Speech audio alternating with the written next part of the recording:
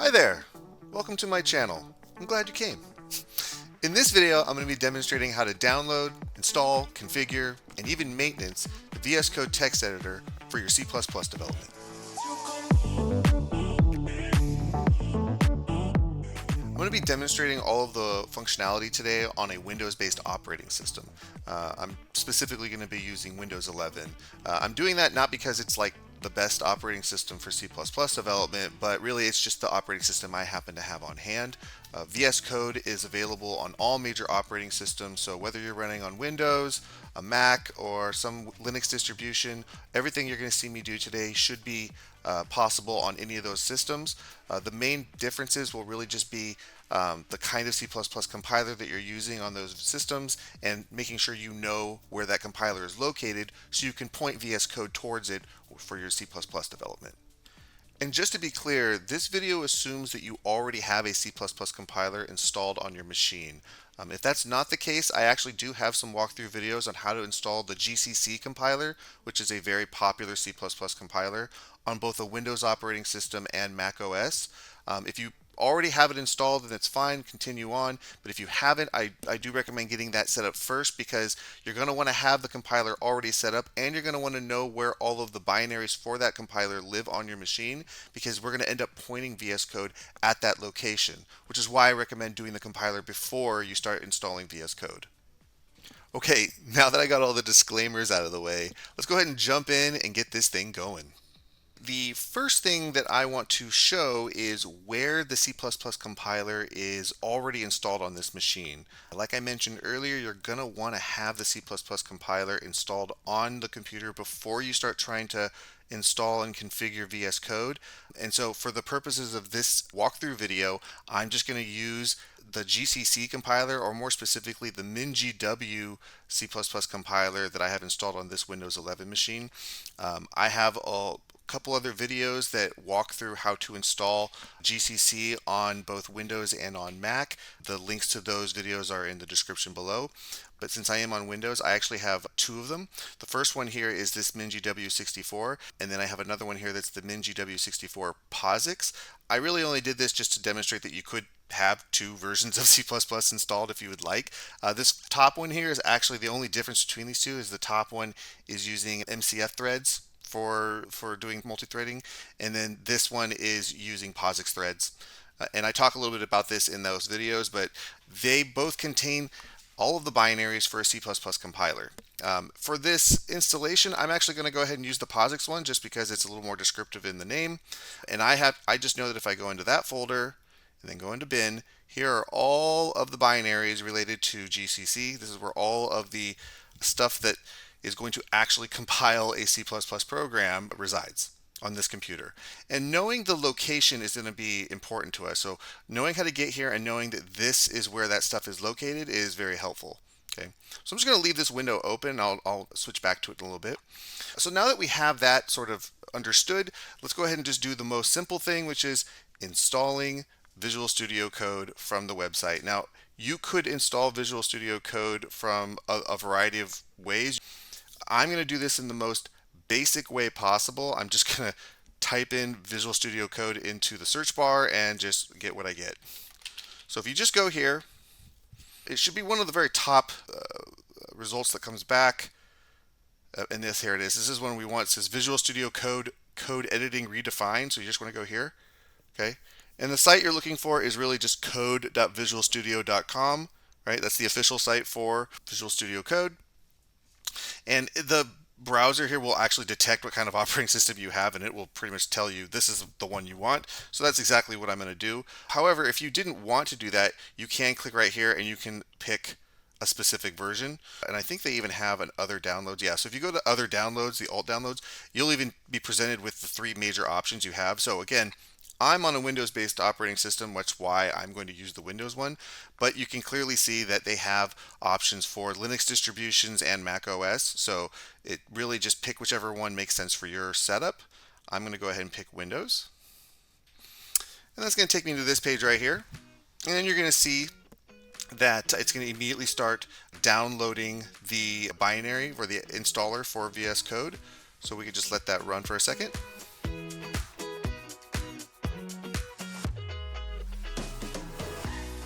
Okay, now that that's done downloading, we can go ahead and just open up the folder that it lives in. So I'm going to go right here.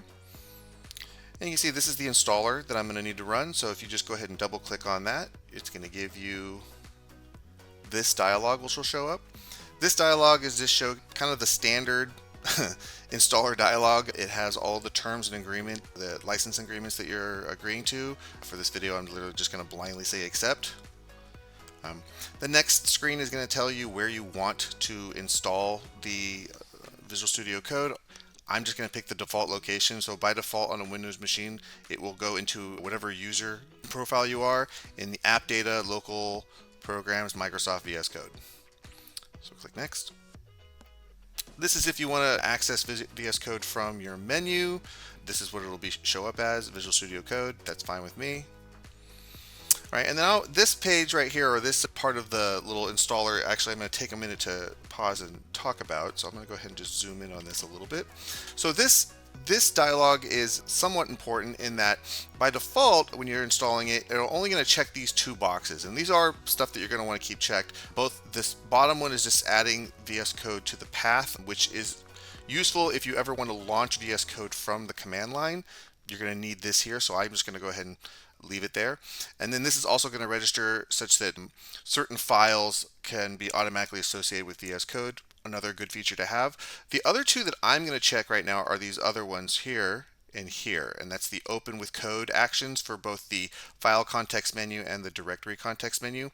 And I'm going to showcase how I use this, but honestly this is my preferred way to open and launch VS Code because it allows me to open the folder that I'm in rather than just an individual file. And I'm going to show you how that works here in just a minute, but for that feature to actually work in Windows at all, you have to make sure to check these two boxes. So just make sure they're checked.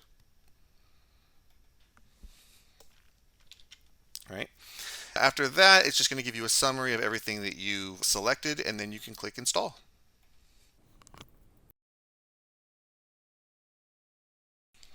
Okay, once it gets done installing, you are going to land on this page, and you'll see that there's a little thing that here, check that says Launch Visual Studio Code. So as soon as I click Finish, it'll open it up. All right. So here it is. When you first install Visual Studio Code, you're going to end up with this welcome page, which is basically just asking you to set up Visual Studio Code for whatever kind of development you're doing. It's not a bad idea to do. In particular, I like to pick the theme. So if you don't want the dark theme, you can go with a light or some of these high contrast ones. I'm just going to pick the dark modern. This is one I prefer. If you walk through this little thing, it'll also tell you about some of the popular extensions you can have. All right. And then you can also just immediately jump into actually doing your development. I'm going to show you some options you can do to get things initially set up. One of those first things is that I don't personally like to see this welcome page every single time I open up Visual Studio Code. So I'm going to uncheck this little box that says show welcome page on startup because I don't really want to see it every time. The next thing I'm going to do is I'm actually going to disable telemetry.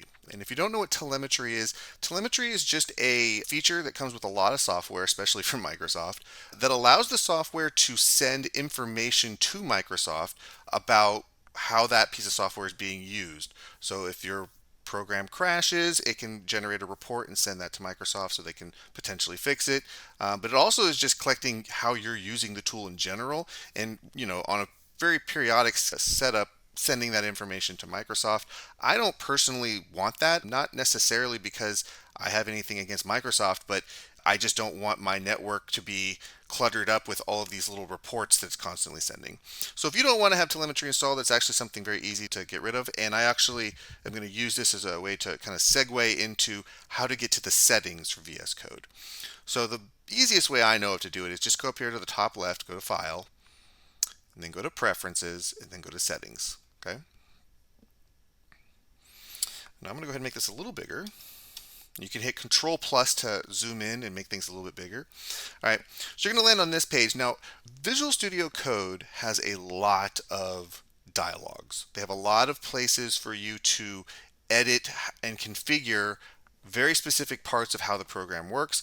This settings that I'm in right now is like kind of the most open user level settings, and that's why it even says user right here. So what I'm doing is I'm basically configuring the settings that will affect every person who logs in with my user. will all have the settings that I'm about to use. So these will happen on every project I ever create. Will use these settings. And so at this level, if I disable telemetry or if I do anything else, it will always be that way whenever I log into VS Code with the same user. And the way that it knows your user is it's getting it from your Windows user profile on the computer itself.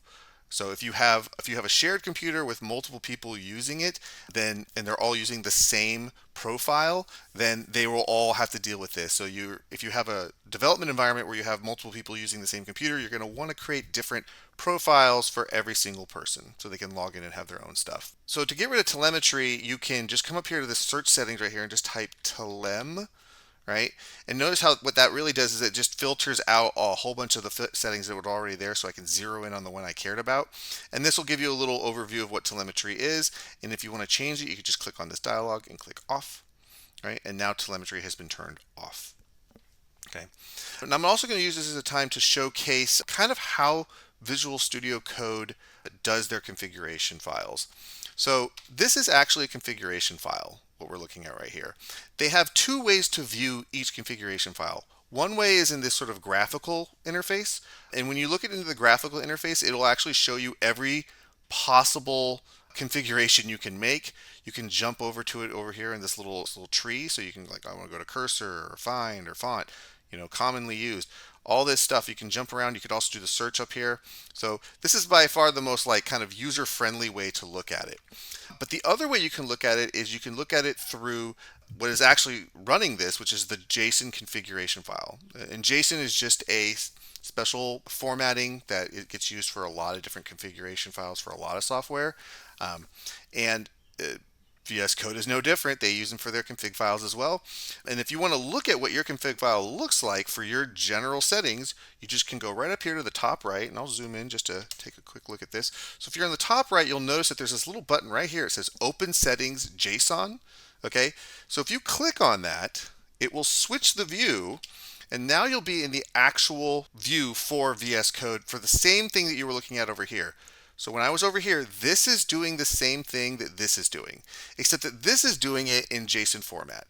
Okay, and notice that the couple of settings that I've already made to VS Code, they're already being reflected in here. So when I told it I didn't want it to start the workbench with that little welcome menu, it changed it to none, so it automatically did that on the back end. When I turned off telemetry, it put a new setting in here that says telemetry is off. Okay, so you can actually just edit this file to make your changes. In fact, if I wanted to, I could turn it back on right now by just doing this. And notice when I do the double quotes, it gives me all of the options. So I could just put back to all if I wanted, hit save. If I come back over here and look at telemetry, it's back to all, right? If I come in here and I turn it to off, and I hit save, if I come back over here, it's off, okay? These are the same thing. They're just two different views that are looking at the same data. Now, personally, I like this view a little bit more because you can be very, very explicit about what it is that you're wanting to configure within VS Code. But this is also nice for when you just want to know what all the options are, right? So sometimes you just want to know, well, I wonder what I can do in VS Code, and you might just come in here and start kind of changing some settings. And by doing that, if once you make a change here, it will automatically show up in here with the specific setting that you have altered, and then you can just continue to modify it from JSON. So that's kind of a way that I tend to use this tool, because there's so many bells and whistles, there's so many configuration settings, there's no way you're going to have any of them all memorized. So this is just a nice way for you to be able to kind of find out what you want to do and then use this to actually implement the change. And then if you make changes to a VS Code setup on a local machine, and then you go to another machine and you want to set up VS Code the exact same way on that machine, you can literally just take your JSON file, go to the new machine, copy and paste it over there, and now it'll be set up exactly the same way. So it's another advantage to doing everything with this JSON file instead of through their user interface. Okay. So we've disabled telemetry, and we have turned off the welcome page starting up when we first launched the program. Okay, so the next thing we're going to do is we're going to install our first extension for C++ specifically. So out of the box, Visual Studio Code does not know anything about C++. Visual Studio Code is really just a text editor. That's really all it is. It's a very, very fancy text editor that can do a lot of things, but in the end, it is just a text editor. You could use Visual Studio Code to write programs for any number of programming languages. You could use Visual Studio Code to just take notes on something if you wanted. It really is just for editing text. So to make it aware of C++, the most common way to do this is to install an extension of some sort. And they have a whole marketplace, a whole ecosystem, if you will, for their extensions that allow your version of Visual Studio Code to have knowledge about the very specific kind of development that you're going to be doing. And so that's exactly what we're going to do here. Is I'm going to go over to their extensions little button here. So you click that. And when you click on that, it's going to go ahead and start loading in their extensions, and it's going to show you a lot of really popular ones that people use. So you can see there's a ton in here. You can also search for them up here at the top, which is exactly what I'm going to do. So I'm going to hit C++, hit enter, right? And I don't see the one I want in here, so let's just try. Oh, I have C++, I put CPP. C++ is what you actually want to search for. Okay. And when you do that, you're going to see a bunch of C++ things show up. The very top one here is the one that you're going to want. And this is the one that is released by Microsoft. It is by far the most popular C++ extension that exists in their whole marketplace. You can see that this has been downloaded 63 million times, nearly 64 million times. So it's a pretty safe bet. So we're going to go ahead and just click on that, and that's going to open up this little dialog in the middle. It'll tell you a little bit about the extension and how it's used, what it supports, and it'll even have some links over to some documentation that you can use to learn more about how this extension works. I'm going to be talking a lot about that today during the video, so hopefully you can bypass a lot of that. And what you're going to need to do to get it going is you're just going to have to click this button to start the install.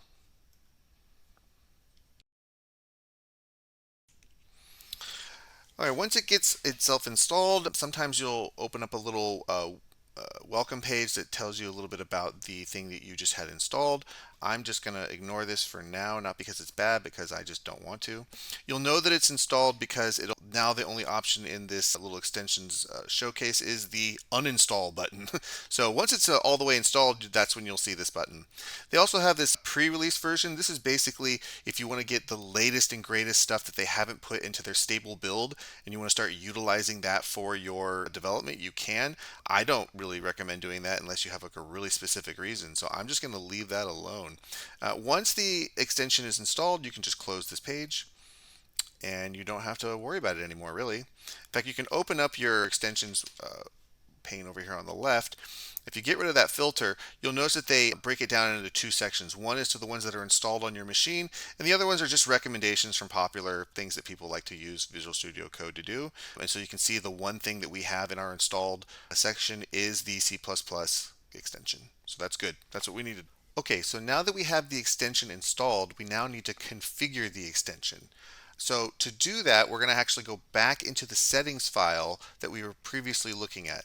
Before we went there the first time, since Visual Studio Code was not aware of C++, there were no configuration settings for C++ in that file. However, now that we've installed the extension, part of what that installation did was it added a bunch of C++ specific configuration settings that we can now change in that settings configuration file. So to do that, we're going to first go over to File, and we're going to go to Preferences, and we're going to go to Settings. Now, right off the bat, there's going to be a problem.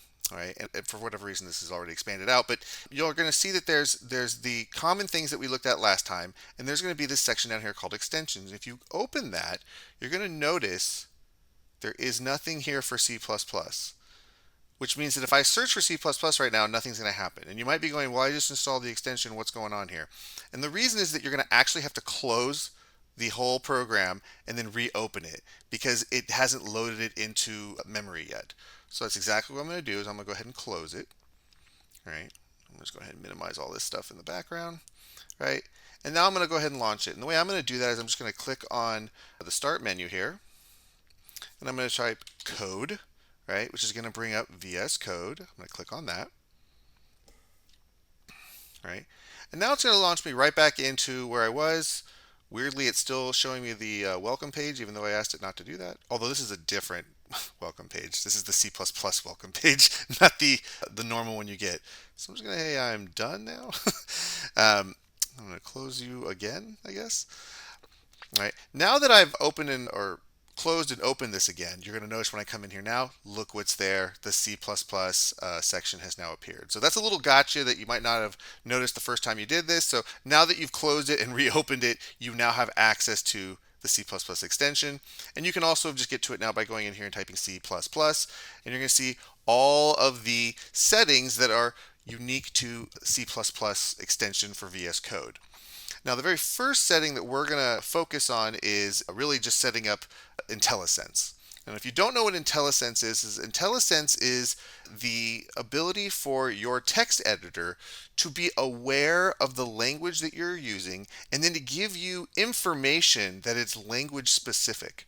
And I'm going to demonstrate this here in a minute, but it's extremely helpful when you're doing any kind of development to have an IntelliSense system where basically it'll let you know whether you have like a syntax error or what certain objects it can do. It'll let you immediately access the documentation that's related to functions and objects you're using in code.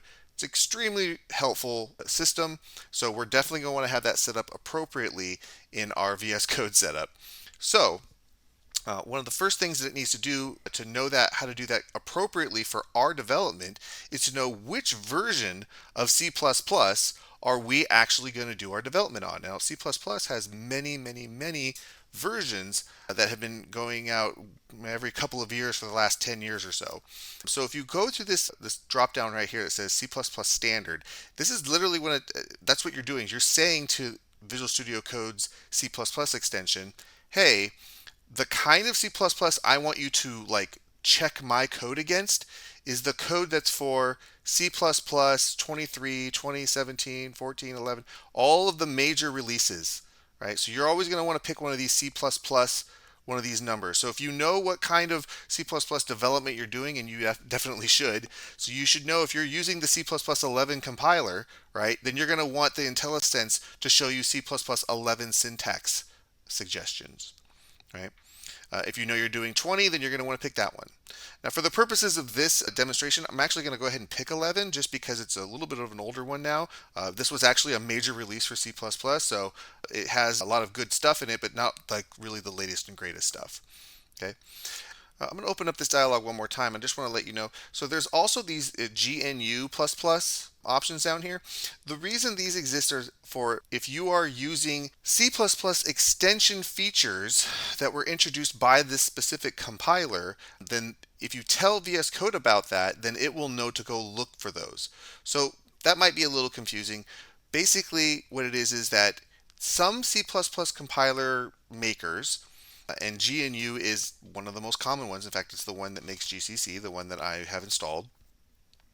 They write their compiler to subscribe to all of the standard C++ stuff that's part of the C++ standard. But in addition to that, sometimes a compiler will add in additional features that are only unique to that particular compiler. And so for the GNU organization, they have some of those features. And so if you are taking advantage of some of those features that are compiler specific, then this is telling you okay, well, we can help you out still with IntelliSense on those compiler specific extensions. You just have to tell us what version of the GNU C++ system you're using, right? And again, they have one that correlates to every single one of the major C++ standard releases. I'm not going to be doing anything that's related to GNU's extensions on C++, so I'm going to pick the standard. And I would argue that this is probably the safest bet if you're doing any kind of C++ development, to just stick with the standard. That's what will let you write the most portable code, and that will always work on any system and not have to be tied to a specific compiler. So I'm going to click C++ 11. So the next thing I want to show here is kind of just exactly what we showed last time. So again, this is just their nice GUI interface that lets you see everything kind of from a nice user interface. But if we want to look at the file again, I'm just going to click on the top right here, and it's going to open up our JSON file again. And you'll notice that when I did that, look what it did. It added in the C++ standard straight into here. Okay, and that's great because I'm again just showcasing that there's a relationship between these two. Now I'm not going to walk through every single one of the settings in C++. There's just too many of them. I would take forever. So I'm going to go ahead and just go back over to JSON, and I'm going to just showcase about a couple more that are particularly important that you're definitely going to have set up. So the next one I'm going to do is, and I'm going to do this in JSON now to make it so you can understand you can literally just do this in the file itself. I'm going to hit comma. You have to have a comma at the end of every single one of these lines. New line, open, double quote. And then you'll notice it actually is telling me every single thing I can put in here. But I happen to know there's a few of the settings that I want to always set, and that's cpp dot default dot compiler path, and like that's right here, compiler path. So early on I was mentioning how you need to have the C++ compiler already set up on your computer, and that's because you're going to need to set VS Code to point to it, and this is exactly where that happens. So right off the bat, it just puts null in here. So basically, by having null in here, what it's basically saying is I have no idea where your compiler is, which means I have no way to go parse through your compiler code and like know whether or not the code you're writing is correct for that compiler you're using. So you need to supply that to VS Code for it to know what to do. And remember, if we go back over here to our, there we go, to this. This is where our compiler is installed. And remember, we were taking note of the fact that this is the location. So I'm literally just going to copy that. And then I'm going to come back in here. And I'm going to hit double quotes. And then I'm going to hit paste. Right? And I'm telling it, this is the path. Now, another thing you're going to notice is that this is a little tricky if you're not familiar with it. Backslashes mean something very special in most programming languages, and JSON subscribes to this. So to get around this little weird red mark you're going to see, you're going to have to put 2 backslashes. So every time you see a backslash, you're going to want to put 2 backslashes. Now, if you're running on a Mac OS or a Linux distribution, those operating systems actually use a / by default. And with that being the case, you're not going to have to do any of this double backslash nonsense. This is just a Windows specific thing. So you should be able to do the same thing. Just find the location of your compiler, copy and paste it in here, and then you're just good to go. You don't even have to mess with the backslashes. Okay. So now that I've done this, I've basically told VS Code, hey, when you try to show me IntelliSense, when you try to show me whether or not that code that I've written is correct, look over here at this specific compiler to verify that. Right. So that's how VS Code can be aware of the compiler you're using. And if you ever change your compiler, all you have to do is update this path, and then it'll know where to look. Okay, so there's our standard. We're using C++11, and we know what compiler we're going to do. And then the last thing that I'm going to showcase here is the IntelliSense mode. So I'm going to do another one of these. I'm going to say boop, and we're going to say cpp default dot IntelliSense mode. Okay. Now, IntelliSense mode is actually telling you the architecture that your program is running on, okay?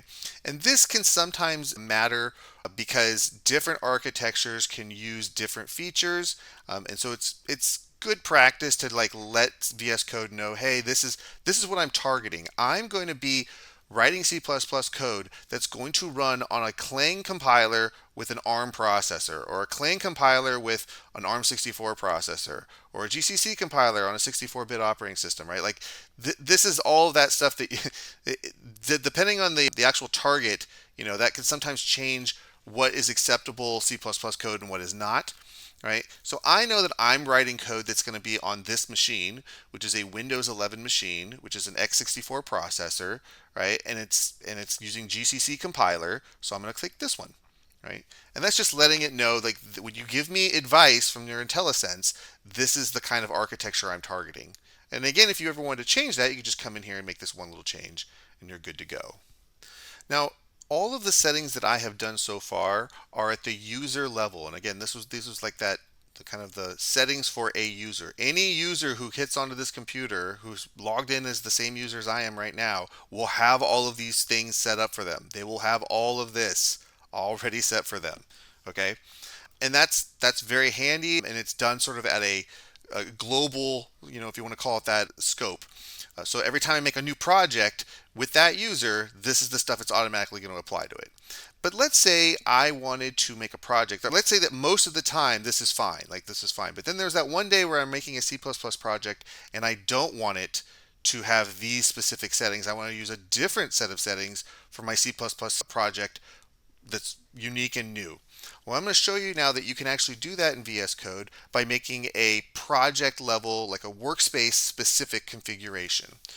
So I'm going to go ahead and close this now, right? And the only way you can do this now is you actually have to create a new project. So we're going to go ahead and close VS Code, right? Minimize that. And now I'm actually going to get a chance to showcase why I wanted you to check those boxes during installation that allows you to launch VS Code from a context menu. All right, so the first thing I'm going to do is I'm going to go ahead and create a new folder right here. And I'm going to call it, my project, right? And then I'm going to go into my project, right click in here, and I'm going to create a new file. And I'm going to say my file.txt. Okay. Now, I just want to showcase something that often gets people when they're first starting to use Visual Studio Code. A lot of times what happens is that people will have their files that they want to edit, and they'll go into wherever that file lives, they'll right click on it, right? And then they should see the menu that says open with code. Here's another little gotcha for Windows 11.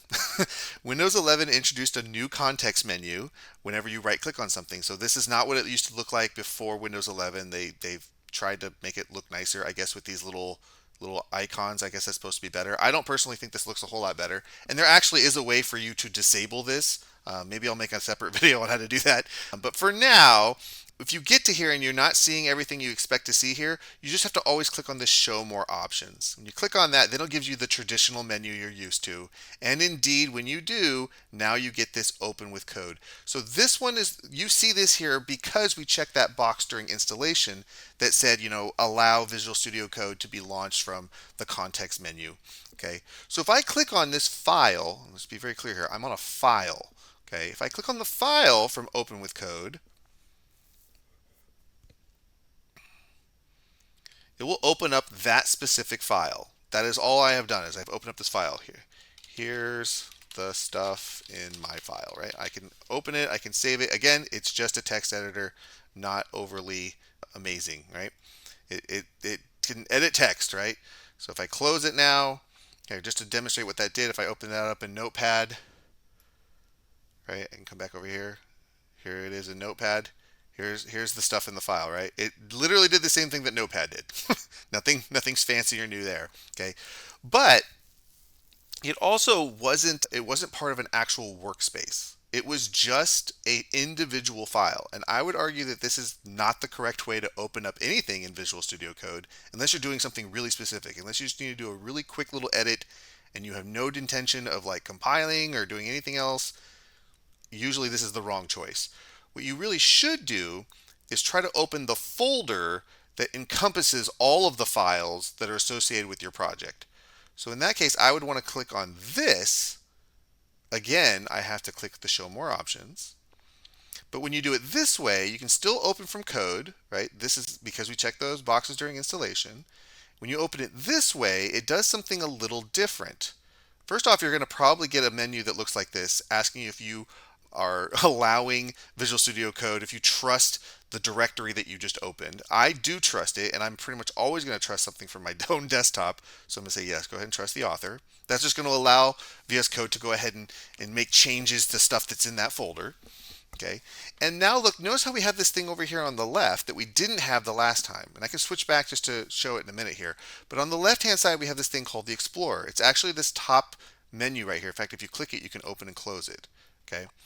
And when you open it, when you open a folder, you actually have access to all of the files within that folder right here in this little menu. Okay, and notice here's my file, the my file that's in my project. And if we go back over here, I close that. Actually, we'll just go back over here. Here's my project, and inside of my project is my file, just like it is here, right? So this is literally giving you an access to all of the files in a particular project. If you double click on any one of the files, it opens it up here in the middle. But not only that, now I can create new files inside of that folder without ever having to go back to the main menu here and do this and have to like keep, creating files that way. I can just come in here and just like click this little new file button here and then say like, another file, txt, right? And now I have another file, my other file. Right? And there it is. Okay, and now they're both in my project. And again, if you want to go back over to the my project folder, there it is. Another file is there as well. So you can actually this setting it up this way means that you don't have to ever really look at the file system, the normal file system. Again, you can do everything from within Visual Studio Code. You can just see all your files here. You can switch between them. They open up in new tabs every time. Very neat, very cool. You can change this to make it a little more room. VS Code has ways for you to look at multiple files at the same time. So this is a nice feature that they have, was just a screen split. So let's say I wanted to look at my file and another file at the same time. You could click this little button over here. It says split, right? And that will open up one of them on one side and the other one on the other. Look at there. So you can do this. So sometimes it's handy to be able to look at two things at once. Now I can. Okay, you can continue to split if you want and keep making it more and more, right? So it's got a lot of neat features there. I'm not going to delve into that too much, but the overall point I'm trying to make here is that when you open up a project, you're going to want to do it from a folder, from like an actual folder or a directory, rather than just an individual file. So when you open that individual file, again, I'll come in here and I'll do, right click, show more options, open with code. Right? It's just the file, and if I open, in fact, if you click on the folder, it's going to say like you haven't opened a folder yet. I don't know what's going on here, and it doesn't really know where you are in relation to anything else. And I'll show more about this in a minute here, but that's why I would always say just don't do that. Always open the folder instead. So I'm going to click here, open with code, and we're back in, and we have everything we need. Okay. So now let's go back to the configurations. So now I have my own folder, right? And this is what I meant when I said you have your own like workspace. What Visual Studio Code likes to call like a workspace is really just this folder. So you have to have this folder set up. And the idea is that everything related to your project is going to be in that folder. Okay, so all of the files related to my project are going to be in here. Okay, and now let's say that this folder is this project rather, is going to have a different kind of configuration in C++ than my normal configuration. It's not going to be, let's say maybe it's not using C++ 11. This one's going to be using C++ 17 or something, right? If that's the case, I want my IntelliSense and everything related to this project to be using the same settings that I'm planning to use when I actually compile my program, so that all of the IntelliSense shows me the right information. But I don't want to change my entire default settings for everything just for this one project. I just want this one project to have different settings in VS Code. And to do that, that's pretty simple. All you have to do is create a very specific configuration for C++. So right now I just have a couple text files in here. I'm actually going to go ahead and get rid of them. And again, you can treat this just the same way you do anything else. I highlighted both of them, right click, delete, move to recycle bin, and they just got deleted off my system. Pretty cool. I'm going to make an actual C++ file now. And with C++, you have a .cpp extension. So I'm going to just call it main for boring sake, main.cpp. Okay. And as soon as I do that, actually, the other thing that happens is Visual Studio Code is immediately recognizing, hey, you are doing some C++ development, and we noticed that there's another extension that you could have. And this is their extension pack. And this has a bunch of other stuff that's related to C++ development. Personally, I don't really have any need for this. I don't necessarily know that it's any good. So I'm just going to say more actions, don't show this for this extension again. I don't want to keep pestered by it. Do you want to ignore all extension recommendations? No, you can give me other recommendations. I just don't want to see that one again. Okay, so now I won't do that anymore. But when I do that, actually the first thing you'll see is this output saying unable to resolve configuration with compiler path blah, using blah instead. So actually it's telling me a little piece of information here. It's telling me that not only did I have to tell it the folder to look in, but I had to tell it the very specific program it needed to run, right? And in this case, it tried to find one for me. It tried to pick GCC, but I don't want to use GCC. I actually want to use G++. So this is great. I'm actually going to go back now. I'm going to use this output that it found. So this is what VS Code tried to do. It tried to resolve the compiler path that I told it. Remember, this is the one I told it to go look in, right?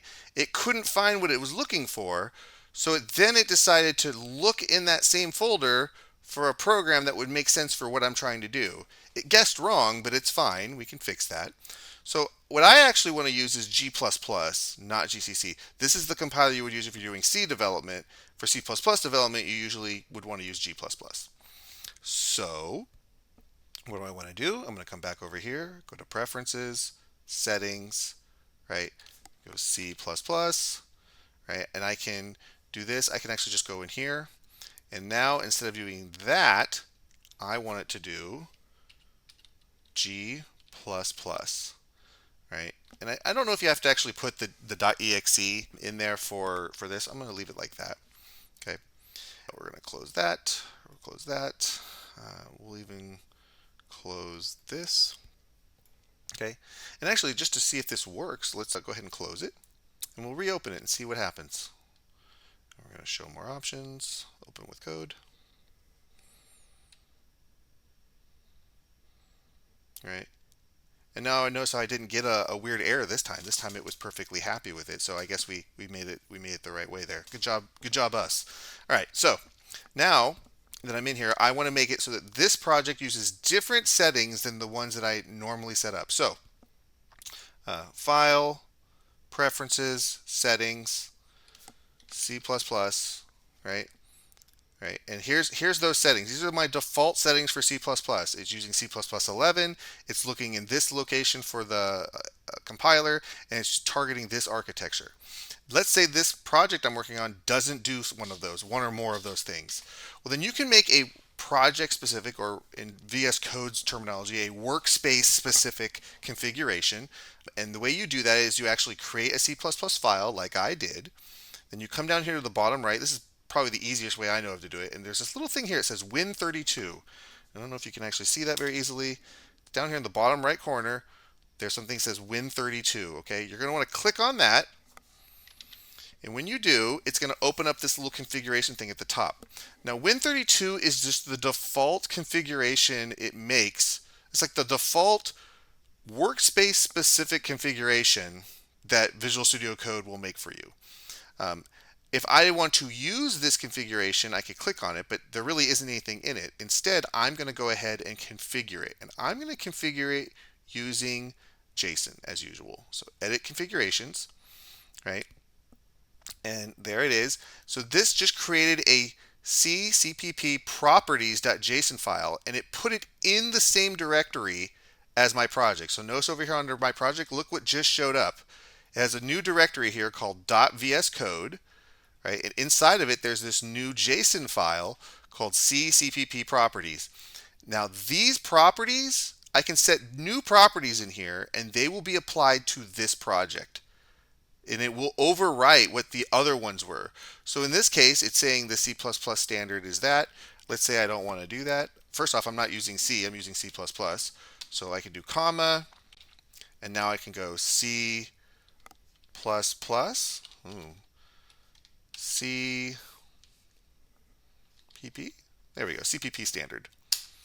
Right? And then I can pick the one that I want. Again, let's go with 17. Why not? Right? So in this case, I'm going to say this is the standard I want to use for this project. So don't use the normal one, which is the default one, the default CPP standard. Instead, I want you to use this one for this project. And the way that it'll know to apply it is because this lives in the same folder as my project. Okay. You can also name your configuration. So I could just be like, Matt's special config, or Matt's special C++ config, right? And actually, this is what will now show up down here on the bottom right. You can see down, as soon as I did that, you can come down here to the bottom right, and there's Matt's special C++ config. Okay, so you can make as many configuration files as you would like for your specific C++ project, and then you can switch between them as you need them. right? What are the other configuration settings I usually have? The compiler path. Let's say for whatever reason I don't want to go to the POSIX one. Now I want to go to my other compiler I had here. Well, we could just do comma compiler path. In this case, I'm going to actually just copy it straight out of here. Instead of going here, I want it to go, let's say, instead we'll just have it go to this one, right? Remember how I had two? So now this one, let's say I'm not going to use that POSIX threading one. I'm going to use the MCF version, right? Or MFC rather, right? And so I can change whatever I want. I could also change the architecture if I would like. So same thing here, IntelliSense mode, right? So let's go here. I'll just do IntelliSense mode, boom. And in this case, I want it to be, let's say I'm going to target an ARM processor, right? So the point here is that I can actually change the output settings. Now it didn't like that because it noticed that I'm actually on a Windows machine, and I won't have a hard time outputting things for an ARM processor, right? So it's gonna let me know about certain things, and it'll use this little output to do it. But I have the power to change those in my configuration folder. And as long as this folder stays, this little config file stays in this folder, it will always, the IntelliSense will always act using these settings rather than the other ones. Okay, so I think I've beaten this horse to death. So I think we can now move on to actually writing some C++ code. So let's do it. So for moving forward, I'm not going to use this custom configuration. I just wanted to demonstrate that you can do that if you're ever in a situation where you need the IntelliSense to have different settings. You can do it on a project level. But I'm just going to use my default settings because I think these are fine for what I'm doing. So I'm going to right click on this, delete it.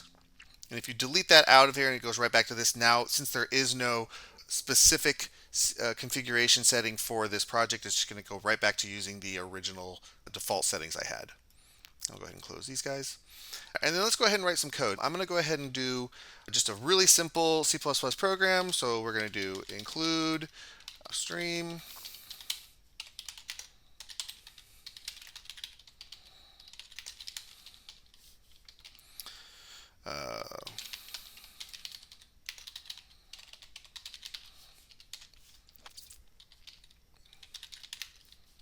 Okay, so there it is. It's probably the most basic C++ program that exists. It's a hello world program.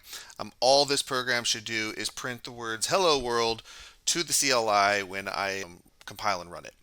What I want to do now is sort of demonstrate how the IntelliSense that we have set up will work for you. So prior to setting up the IntelliSense, you wouldn't be getting all these nice colored words, right? It has no idea. The extension is already doing that. It recognizes that namespace is a special word. It also recognizes that things are inside of double quotes are string literals. They're not, they should be colored differently. Return is a special word. Include is a special word. Using is a special word, right? So these are all keywords in C++. That's what the extension basically does by default. It also now knows that I'm trying to target the C++ 11 standard, so it's also going to be only showing me messages related to that standard. So this is really what the IntelliSense gives you. And let's say I was writing some more code. Let's say I was coming in here and I was going to write a function. I could say it's a function that adds two numbers together. So int, I'll call it the sum function. And notice as soon as I do that, look, when I open the parentheses, it's letting me know right now, like I'm returning an integer. I can have a new integer. I'm going to call it int x and int y. Okay, and then I'm going to return x plus y. Right? And actually you can do plus y, and as soon as I said y, notice how it's telling me right away y is an integer. And it's doing that. This is the IntelliSense. It's telling me that it's an integer because it knows that it's a parameter from right here. So if you hover over it, it'll tell you that information. This is also what IntelliSense does. If you hover over specific pieces of information in your code, it'll give you that dynamic information about it, right? It'll tell you information that you need to know about it. It also will tell you when it thinks that there's a syntax error. And this is probably one of its biggest claims to fame, is it lets you know before you even compile whether or not your program is likely to compile correctly. And right now I have a syntax error, right? And the way you can know is because there's a little red squiggle right here. If I hover over the red squiggle, it tells me, oh, it expected a semicolon on this line. Well, actually, I don't need a semicolon on that line. I need the semicolon on the line before it. So I need to put that there. So it's kind of giving me a little heads up. Hey, I don't think you're writing syntactically correct code for the language that we're doing. you might want to go take another look at this before you compile. So this is really where IntelliSense shines, is kind of giving you that like kind of metadata about your code while you're programming. I'll make this a little bigger just so everyone can see it a little easier. Another really great feature of IntelliSense is the ability to help you with documentation. So out of the box, you can do documentation like this. So I made a function here, right? And now let's say I wanted to document this function. So the real simple way to do this in Visual Studio Code is they actually, out of the box, use the Doxygen documentation system. If you're not familiar with Doxygen, you can actually, maybe this is worth a little trip over here. We'll go over here. We'll go to Doxygen homepage. Okay, so Doxygen is a documentation system. It's been around for a very long time. I'm pretty sure it's very specific to C++. You can go over here to the docs, right? And it tells you everything about how to install it, how to use it. And basically what you can do with Doxygen is while you're writing documentation into your code, so usually this is done through commenting. When you do commenting in your code, Doxygen is a system that can then be used to generate actual documentation from that. So it'll build out class diagrams, it'll build out workflow charts, it'll just give you a running definition of every single thing in the program, such that if you ever wanted to hand that documentation to another developer or somebody else who wanted to know more about your project, it's all documented out in a nice setup for you. So it's a pretty nice tool. It's been around for a long time, and because of that, VS Code is just automatically out of the box. It uses the system that Doxygen has set up so that you can use Doxygen to generate documentation for your code.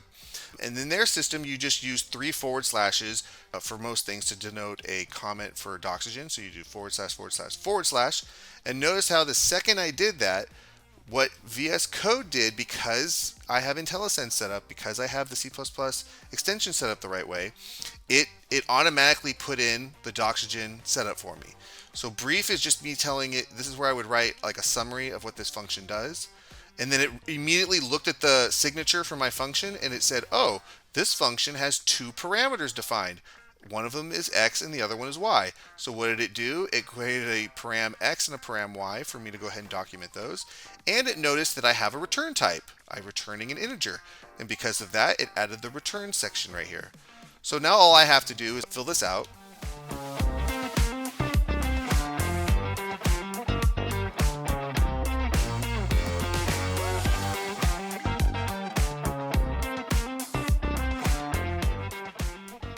So I have written some documentation for this. So if I were to ever use Doxygen to generate actual documentation for my code, it would read through this and it would generate a nice document for somebody else to look at. And that's nice for using Doxygen.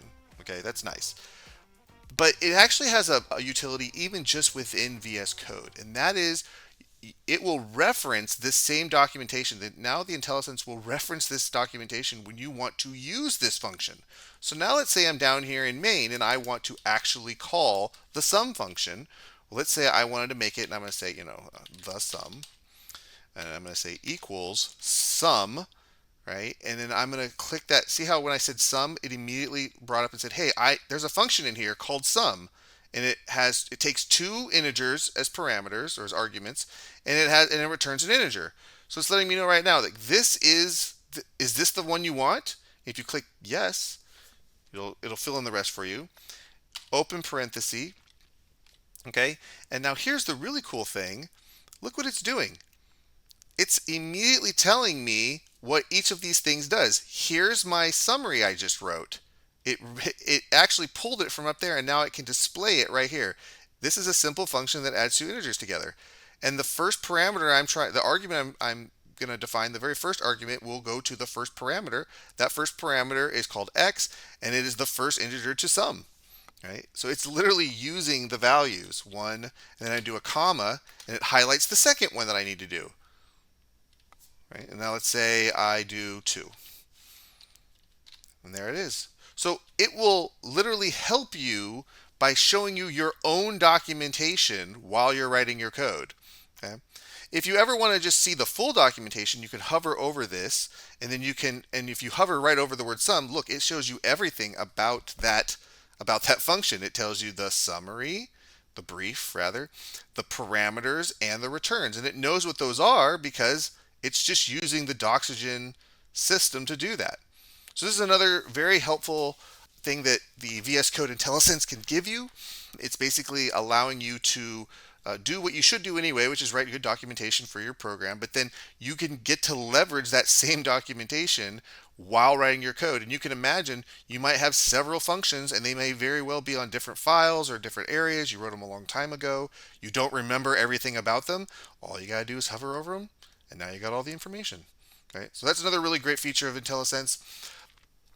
One of the last things I will showcase for IntelliSense is also whenever you want to know more about a function or an object. So let's say that you didn't have the setup you have here, where I wrote this function, I know exactly how it works, nothing mysterious there. But there might be some pieces of functionality that you're using in your program that you didn't write. Maybe it's part of the standard template library. For instance, cout is an object. It is an object that was written by the standard template library designers. And so it is used to print information to the terminal. But I didn't write it. And let's say I wanted to know how that object works. Well, you can hover over it, and it'll tell you right now, well, cout, and it tells you it's linked to standard output. So now I know it does standard output. It also tells me that cout is just the name of the object, but the data type, the underlying data type, is this thing called an ostream. So that's already telling me some information about this that I might want to know about. But now let's say I actually want to know, how does the ostream data type work, right? Well, I can just right click on this and go to definition, and it will literally navigate to the place in my compiler's code where this all got installed, and it will show me here's all of the code related to ostream, right? It's literally going to give me what is ostream. Oh, here's what cout is. It's this. Now let's say I want to know what an ostream is. Here we go. There's ostream. Oh, it's a basic ostream. I can just keep going down this path, I suppose. Right? Oh, here's basic ostream. Right? So you can use this to actually pry into code that's delivered from some other source that you want to know more about. And the way that it knows how to do this is because, again, we told it the path to our compiler. And the compiler, when it gets installed, it installs a lot of the standard template libraries. So it knew where to go to look. It knew, oh, that's going to be in MinGW64 POSIX, include C++, 13, blah, blah, blah, all this stuff, right? If I had changed the configuration to use the other compiler, and I hit that go to definition, it would have went to the other compiler setting. So this is just another thing highlighting why we need to set where that compiler is. It knows how to do that. And this can be very helpful when you're trying to learn about a new piece of functionality that you're including in your project. You can just dive into that, right click, go to the spot you need to go, and that can be very, very helpful. All right, so now that we've discussed a lot of the features that IntelliSense gives you, I think now would be a good time to transition over to the other features that VS Code offers, and this one is a really big help. Arguably one of the biggest things you'll get a benefit out of using this text editor is the ability to have the terminal built directly into the text editor, so you can actually have it sitting there rather than having to open it up on the side. So just to kind of really highlight what I mean by that is, I'm going to go ahead and I'm going to open up PowerShell. Okay, I'm basically just opening up a command prompt.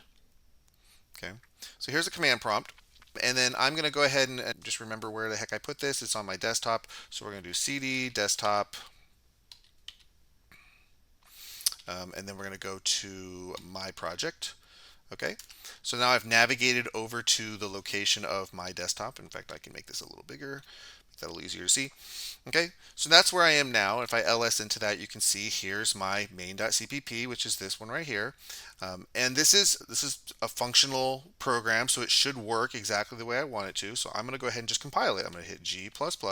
Now, I told the IntelliSense that I was going to be targeting the C++ 11 standard. So if I want to be true to that, if I want to make sure that my when I compile, I'm compiling it in the same way that I told IntelliSense I was going to, then I would want to say std equals C++ 11. I would want to make sure I actually compile against that standard. And so just to make sure when I say that, it's understood that like just because I set things up a certain way in VS Code does not mean that when I actually compile the program, it will actually do that. I have to still tell the compiler when I'm compiling it, this is the standard I'm using, right? So all you're really trying to do is match up what IntelliSense is doing with what you're actually going to do when you compile. Otherwise, you might very well have IntelliSense tell you one thing, and then you'll compile it, and the compiler will just give you that error, being like, no, that's not syntactically correct or whatever, right? So that's just want to make sure that there's an understanding here that like doing it in VS Code does not actually compile anything. It's just a reference. It's just referencing it to hopefully make it so that you don't have compilation errors or any other kind of problem when you do go to really compile your program. And then I'm going to pick main, which is the source file. I'm not even going to give it an output direct name, so we're just going to click it. It's going to spin for a second, and indeed I get a.exe, which is my executable. And if I run a.exe, there's hello world. Okay, so we know that this program works. It's fine, and everything's all well and good. But it is kind of annoying for me to have to now, let's say I want to make a change. I have to come in here, and let's say I actually wanted to print out the sum now. I have to come in here and do cout, the sum equals, and then I would say the sum, right? And again, here's my IntelliSense telling me all that good stuff, right? Okay, so let's say I updated my program, which I just did. Well, then it's kind of crummy that I have to like switch back over to this, and now what am I going to do? I have to open up a whole new thing.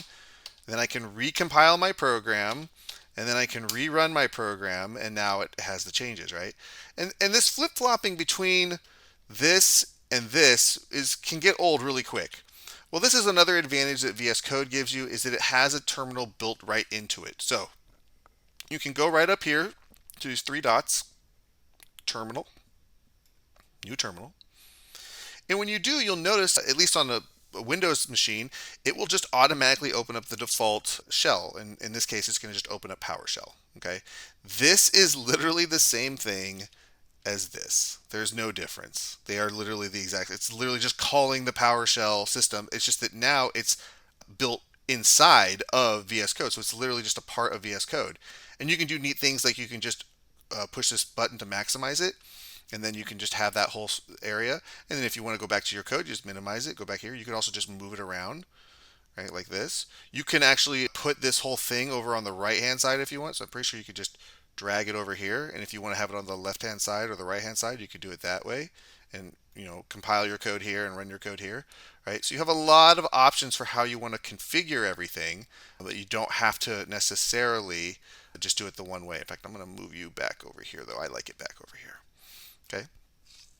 So there it is. And now when I'm down here, I can do the same thing. In fact, it's so connected in PowerShell, I think I can literally just hit up. Yeah, I can literally just grab what I was typing in the other one and hit compile. And I can run it again, and I can just run my code from here. In which case, I don't actually need this separate window open all the time. I can just close that and just have it built directly into my project. Now, one of the things that also is kind of subtle but is very useful is that you'll notice that when I open that terminal, look where it immediately put me. It immediately put me in my project. When I opened up PowerShell initially, when I did, I guess I will open it again. When I initially go open to PowerShell just as a separate thing, it didn't start me in my project. It started me in the user profile. I had to navigate over to desktop, and then I had to navigate over into my project, and then I could see all that stuff. So how did it know to open up the terminal directly here? Well, that's because that's the project that was open. So this is another advantage of why it's always a good idea to open your project as the folder and rather than the file, is that if you just open the file, even if your project only has one file in it, if you only open up the file, you won't, and then you open up the terminal won't know where you are, and it won't open this directly at that location. So just to demonstrate that really quick, this project really does only have one file really. So I'm going to close that. Okay, I'm going to go in here. Here's my one file. I'll open it. Open with code. And notice how I'm in here. Okay, it's my file, but no, I don't have notice how I have nothing in the file explorer now, or the folder explorer. So then I can go over here to this terminal, new terminal. Right, but notice, look where it put me now. It just put me in the same place that PowerShell normally does. And if I try to run my command from here, if I try to just start compiling stuff from here, I'm going to get, hey, I don't know what main.cpp is because it doesn't exist in mat. It exists in this other folder. Okay, so this is the advantage if you just open up your projects from the folder that's holding them like this, and then open with code. And then when it opens up the terminal, it will just start you wherever that folder is. It'll navigate straight to that spot. You don't have to do any kind of weird navigation, right? And you can just get right into writing your code right in the spot you are. Okay, so that's another very subtle but useful advantage to VS Code and making sure that you open it right-clicking from the folder. And this is why that tends to be the preferred way I use on a Windows machine to do this. I will say that on a Mac, I don't know that it has this ability to right-click and go in. I have used this on a Mac before, and sometimes it's a little finicky. And so oftentimes if you're on a different operating system, sometimes you might just figure out a different way to open up the folder. But either way, no matter what OS you're running, you're going to want to open that folder to get advantage, to get this setup that I'm talking about right here, where you can actually just see everything. You can have your code here, your command line argument or your command line here, and then your file explorer over here. And you can always hide the file explorer. Heck, you can even get rid of the terminal. In fact, you can have more than one terminal running.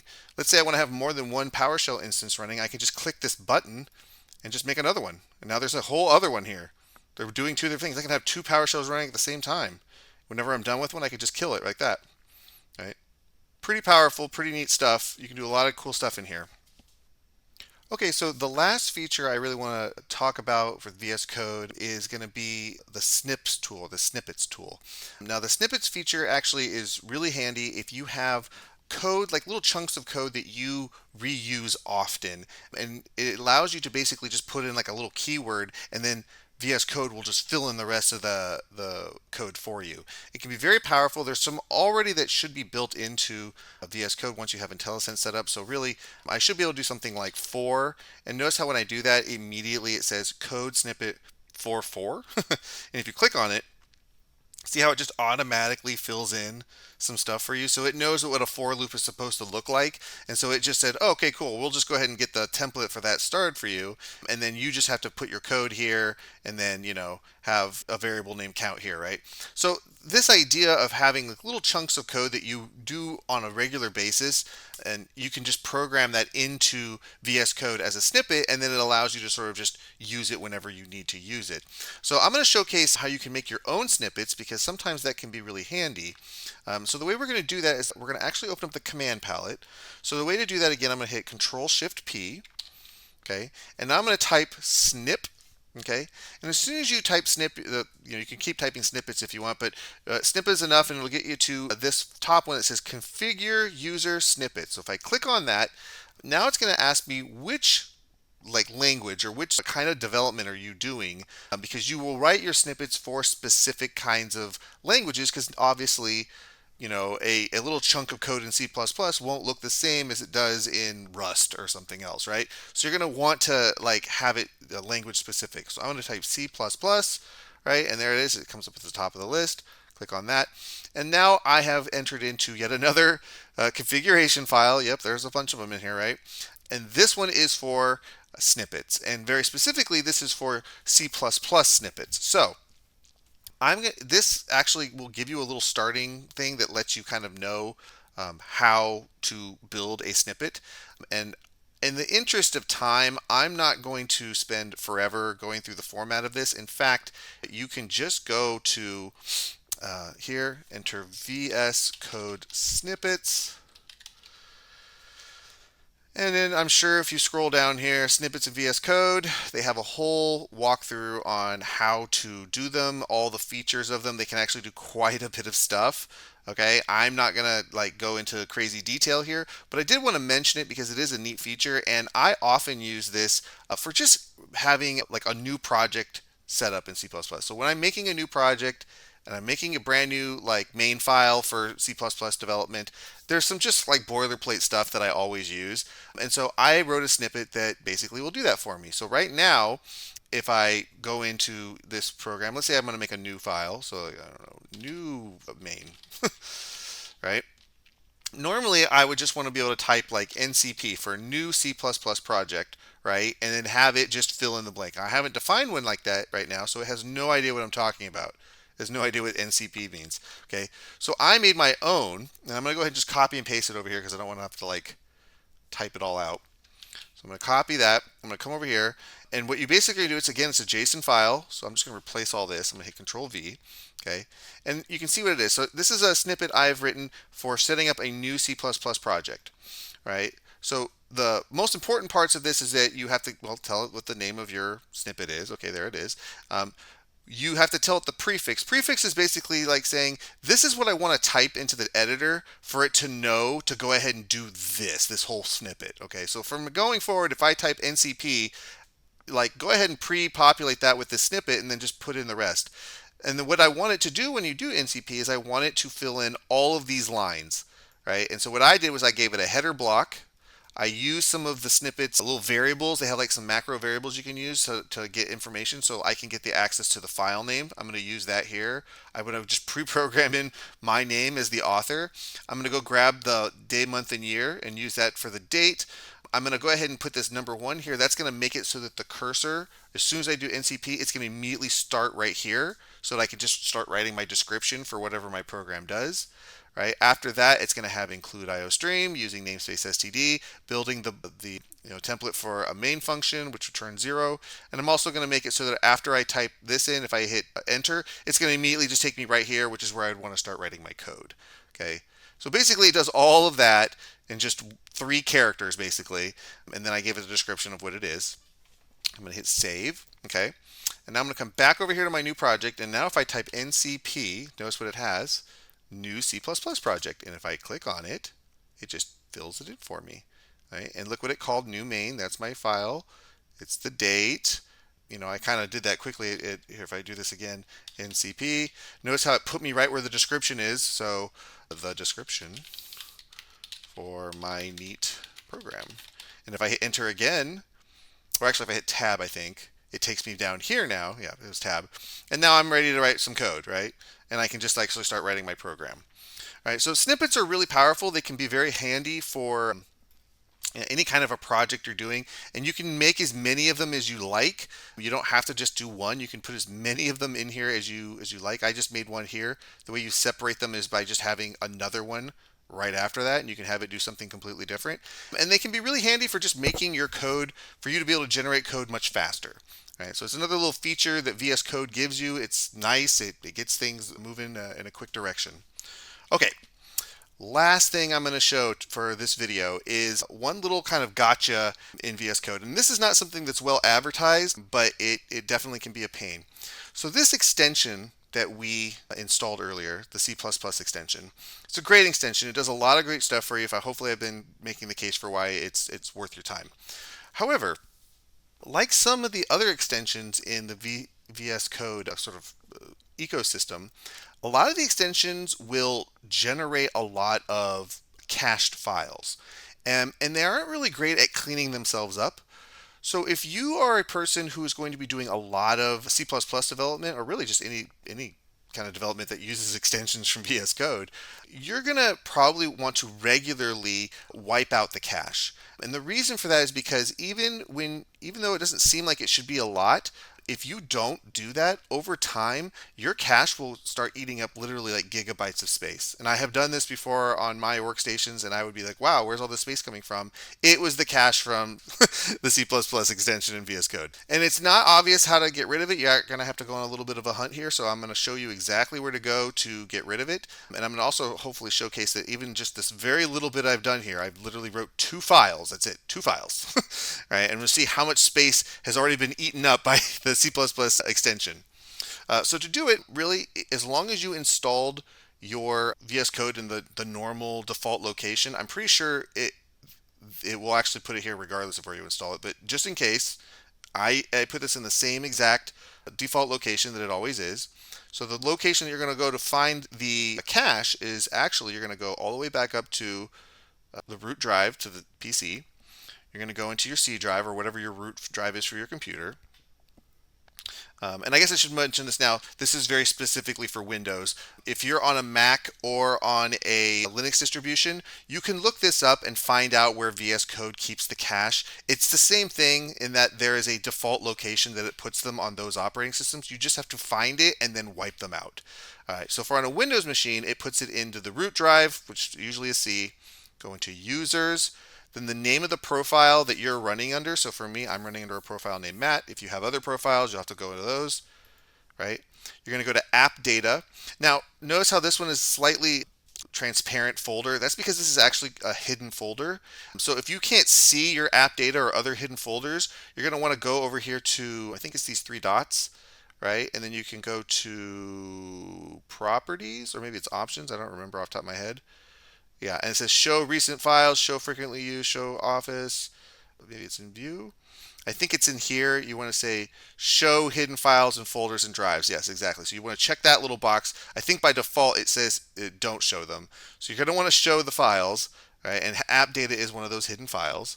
So you go to app data, then you're going to go to local, then you're going to go to Microsoft, and then you're going to see one in here that says VS Code CPP tools. Okay, so we're going to go in here, and this is where it keeps all the cache for all of the stuff. And you'll note that right now, with literally 2 files, that's all I've done. One workspace with 2 files in it. If you look at the properties for this thing, you see it's already taking up 106 megabytes of space. Okay, it gets big really fast. So if you are routinely creating workspaces, even if you delete the workspace, the cache just stays there. It just stays there forever.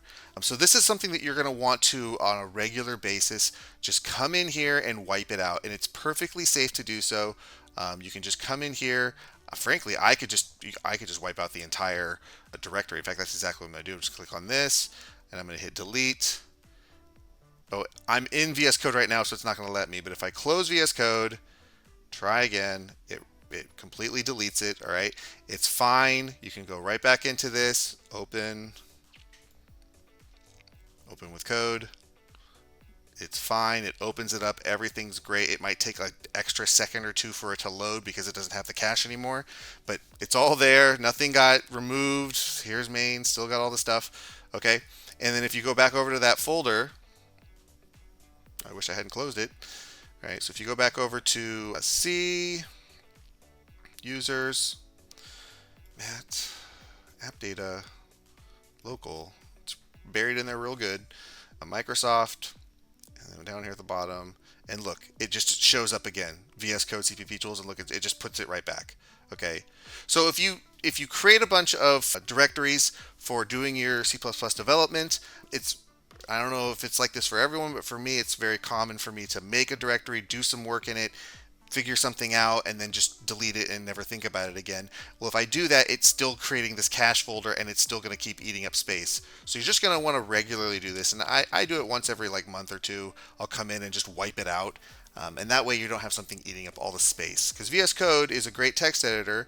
It's good at what it does, but it does suck up a lot of space, and it can be a little beefy on your machine. So just be aware of it. And this is a little tip that I have kind of slowly discovered through my own use of it. Well, I think that's going to do it for this video. I hope you found the information helpful and that you feel good now about getting your VS Code set up and configured nicely so that you can do your dev work in an optimal environment. With all that said, thank you again for watching, and happy coding!